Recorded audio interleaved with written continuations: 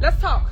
So, let's talk about the $33 million lawsuit for the village of Dolton.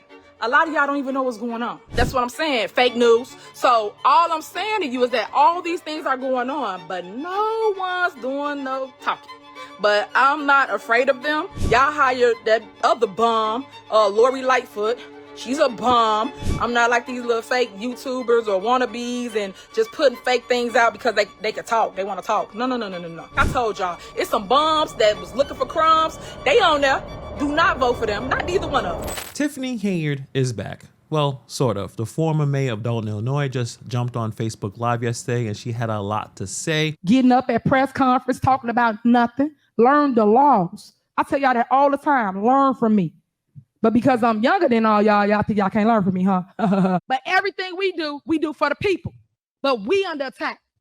We getting scrutinized in the media. For what? Loving on the people? Showing them that they matter to us? We going through the fires for y'all. Y'all forget I am the leader. They want to hear from the mayor. If y'all ain't learned that yet. The mayor, not the trustees that don't do nothing. That only run their mouth. Y'all don't do no work. And y'all should be ashamed of yourself. Y'all black. Y'all are black. And y'all sitting up here beating and attacking on a black woman that's in power. Y'all should be ashamed of yourselves. And the main headline is that she's claiming that the trustees, the same trustees that she had in her administration, walked out of a meeting where they're supposed to settle a $33.5 million lawsuit. They starving the people and they feeding the board. All that little trickery stuff, them trickery questions, that $33 million lawsuit, all that stuff, guys, is at your front door. And the residents are going to suffer because of their neglect of them.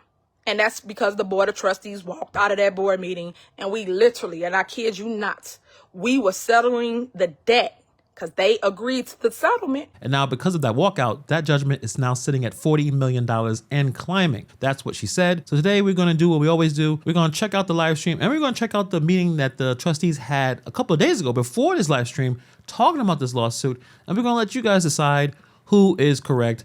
Let's get into it. Now, it's been a long time since we talked about Tiffany Henyard on this channel, but for those who may not know, a quick update. Obviously, she got blown out in the February 2025 primary. She moved to Atlanta and then opened a clothing store in College Park called The New Wave, I believe. She did this live stream, I believe it looks like from the store. There's supposed to be a book supposed to be coming out, a YouTube channel supposed to be coming out. She says a lot of things. I mean, obviously, she's not going to lay low. She's trying to build a brand while the federal investigation is technically still open. And just a week ago, the Dolton trustees decided to sue the bank. WGN Investigates has new details on a lawsuit in South suburban Dolton. It's against the village's bank, claiming the bank should not have paid out money authorized by former mayor Tiffany Henyard. This lawsuit attempts to recoup some of that money. The village is accusing Fifth Third Bank of failing to follow a 2021 village resolution passed by trustees who were concerned about Henyard's spending. It required all payments to have two signatures,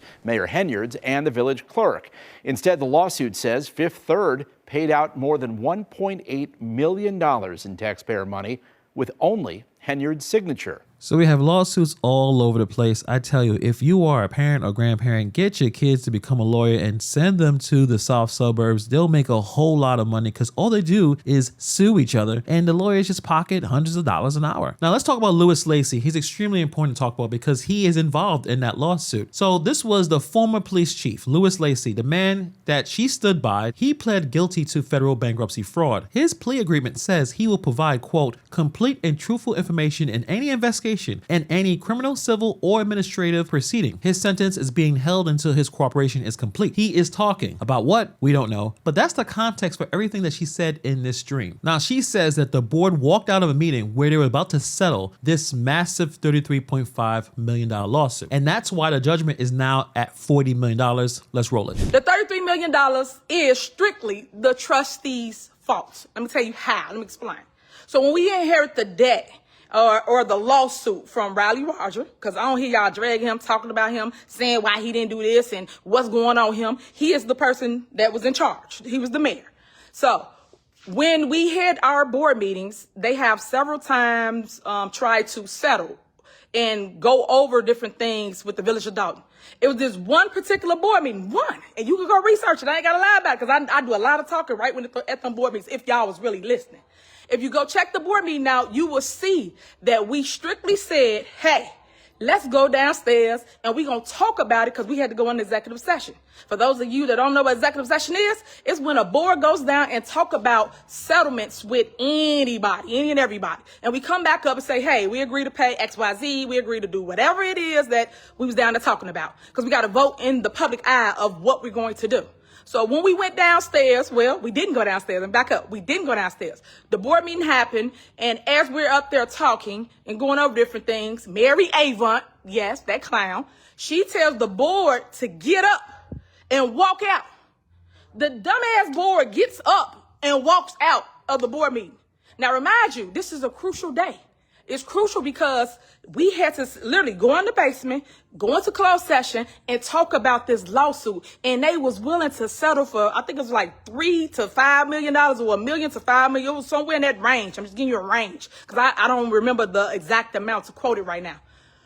The boy got up and walked out. So let me be fair on a few things. Obviously, the situation is more complicated than either side is going to tell you. And she is right that the lawsuit did start under Riley Rogers. For those who may not even know what this lawsuit is all about, let me tell you this really briefly. In 2016, Dolton police got into a chase over a traffic violation. The vehicle that the police pursued crashed into a building. One man died, another man survived, but is left with permanent, severe, life-altering injuries. Now, here's where it gets important. The court ordered Dolton to preserve all evidence from that chase, dash cam footage, and obviously they didn't. One of the officers physically in that chase was then Sergeant Lewis Lacey. The lawsuit noted that Lacey has been involved in 6 previous chases that resulted in injuries, including one on the exact same stretch of road where Kyles died. That's one of the people that was in that chase. Lacey admitted at trial to reaching speeds at 75 miles per hour. Village records show that he already totaled multiple police vehicles. The jury cleared Lacey of willful misconduct on the chase itself, but they hit Dolton with that $33.5 million lawsuit because of the dash cam footage, which the court told him to preserve, but was never produced. So that's where Henyard comes in. She became a mayor in 2021. She knew Lacey was a named defendant in that case. She knew his history. She promoted him to police chief anyway in 2023. But regardless of all that, she is right that the lawsuit started under Riley Rogers. But here's the part that she's not saying. The trustees actually did try to get this thing settled multiple times. So from this meeting, Dawn's own attorney documented this at the February 17th board meeting. Before the trial even started, the village attorney wrote letters to an insurance carrier demanding that they settle within policy limits. The carrier refused. Then right before opening statements, right before the jury was even seated, the plaintiffs came back to offer a settlement for $6 to $8 million. The village said yes. The insurance company said no. They went to trial, and then that $33.5 million verdict came in. The insurance company still did nothing, just sat there while the interest piled up at $1.6 million a year. So it looks like from Henyard's perspective, that walkout story she's telling is a separate event from the insurance company refusing to settle. And that $33.5 million verdict itself wasn't about any of that. It was about something that happened entirely on her watch. Here's what Dolton's own attorney explained at the February 17th committee of the whole meeting, just days before this stream of Henyard's. The trial started and concluded the beginning of August, on August 3rd of 2022. The jury found in favor of the village on the willful and wanton conduct claim. What that means is that actually the jury, after hearing all the evidence, found that the officers involved didn't violate the law as far as the pursuit, which is good news. The bad news is that the jury found the village liable as to the negligent spoliation of the evidence claim. For failure to keep the dash cam and the audio recording, the jury awarded the plaintiffs significant damages at the end of that trial. On August 8th of 2022, the jury issued their judgment and verdict against the village. In total, $33.5 million over a dash cam and an audio recording that wasn't preserved by the police department. Lewis Lacey, her police chief, was the sergeant and the named defendant of the original lawsuit. She inherited the case. She kept the man at the center of it in power for years. That's not inheriting a problem, that's choosing to keep the problem. Then she also had a problem with the Lori Lightfoot investigation, which she already talked about that, but she's still a little salty about it. Let's watch. Y'all hired that other bum, Lori Lightfoot.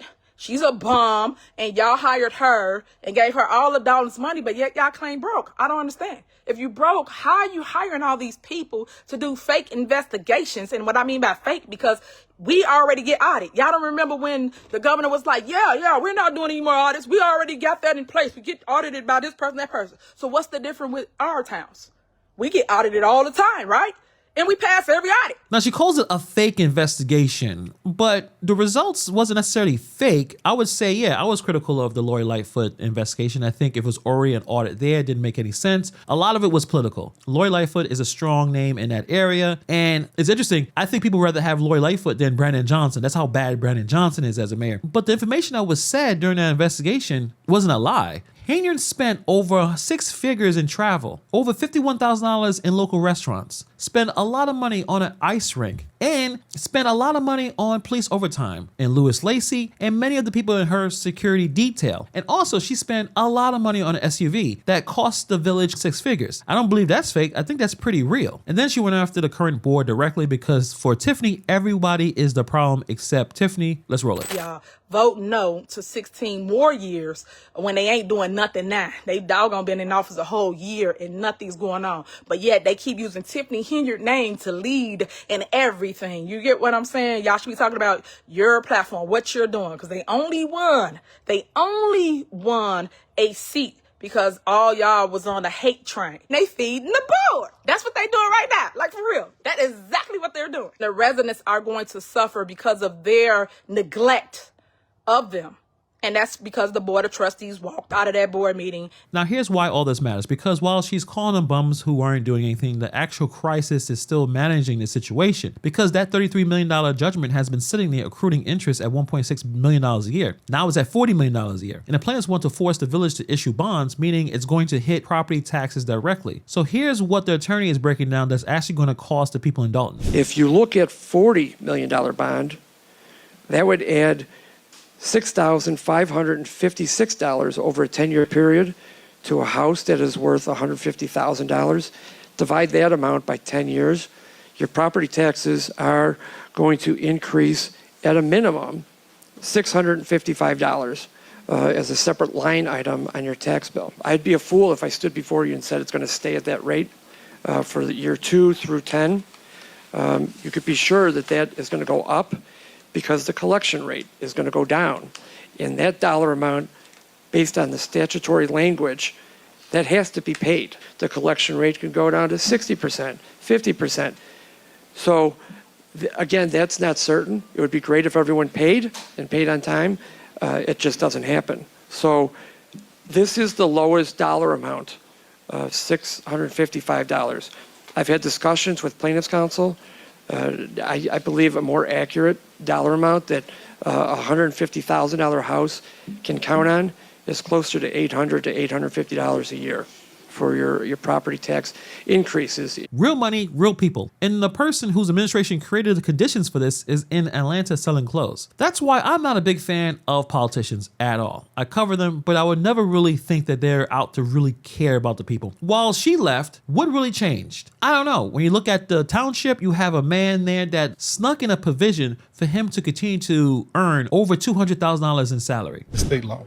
Because I looked up that state law and it said it didn't pass. You cannot change a salary during the term of your term. But that's the state law you proposed last year. No, that's not what I proposed. What did you propose? That state law has been on the books. I didn't propose anything. Not quite. Here's the language in Harris's bill, and here's the language in the one that later advanced and passed by a different legislator.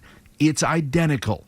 And did we mention it was buried on page 90 of a bill that began by focusing on Crohn's and colitis disease. In order to be a supervisor, you're supposed to live in Dolton Township. Apparently, he doesn't live in Dolton Township, and people in that area knew that and said nothing because they were so desperate for Tiffany Henyard to leave. So this is the kind of environment that we have here. Does anyone really care about the citizens? Probably not. Even with the situation, Tiffany Henyard stealing or not stealing, Dolton's in a bad state financially, and the board, even after Tiffany Henyard left, decided to purchase the Pope's childhood home. Why? If there's conditions where they don't have any money and the bag is empty, why are you buying a home. When you're in a financial crisis, you don't go and buy a property. When the average person is broke, they don't go and buy a new car. And I doubt they're generating any income from that property. But this is the area and this is what they do. But anyway, let's continue. So she has been under investigation for over 2 years. The FBI in Dolton, subpoenas everywhere, and no charges against Henyard herself. And some people think that's vindication. So I'll give you a local comparison. Right next door in Riverdale, Lawrence Jackson,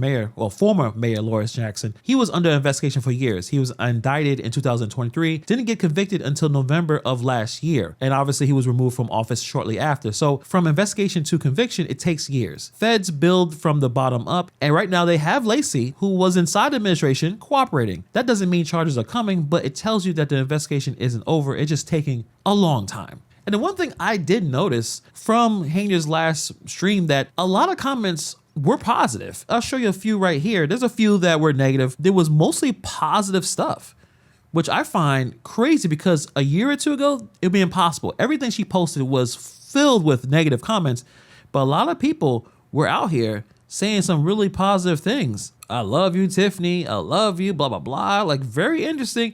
And I do not believe it is bots.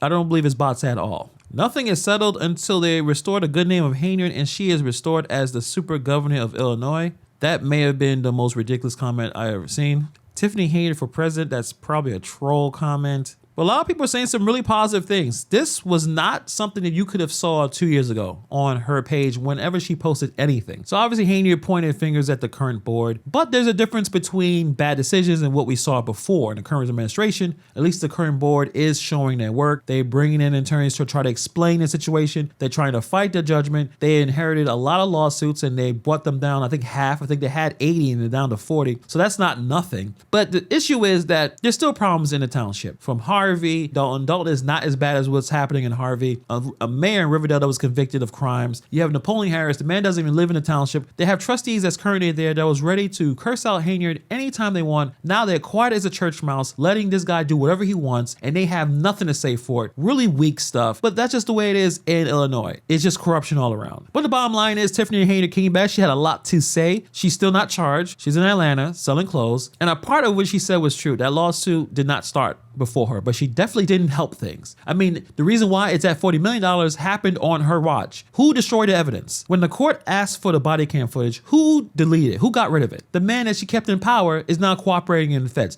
The man that had all these misconduct issues, she promoted to police chief. Why? Because he was loyal to her. Henyard kept people that was not competent, but if they were loyal, she would keep them in her circle. And the reason why Tiffany Henyard is not the mayor is her spending. The spending broke an already struggling village. She says she never took anything. She said the election was stolen and she's gonna launch a YouTube channel to tell you all about it. And I'll be watching, and I'm sure you will too. Let me know what you guys think about this in the comments below. Thank you for taking time to watch this video, and I'll see you guys in the next video.